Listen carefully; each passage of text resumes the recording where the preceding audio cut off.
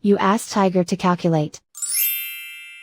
This deals with finding the midpoint between 2 points. The midpoint between the 2 points is -5.5, -94. Let's solve it step by step. Plot the 2 points and calculate the midpoint using the formula. The coordinates of point 1 are, x1 equals -32, y1 equals -99. The coordinates of point 2 are, x2 equals 21, y2 equals -89.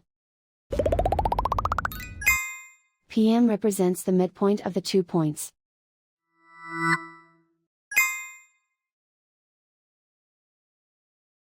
Use the x values in the midpoint formula to find the midpoints x.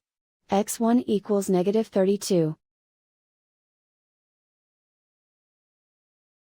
x2 equals 21. Simplify the arithmetic.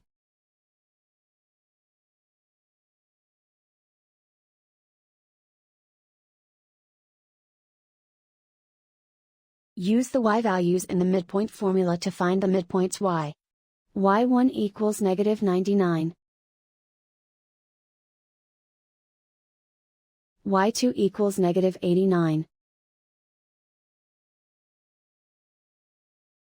Simplify the arithmetic.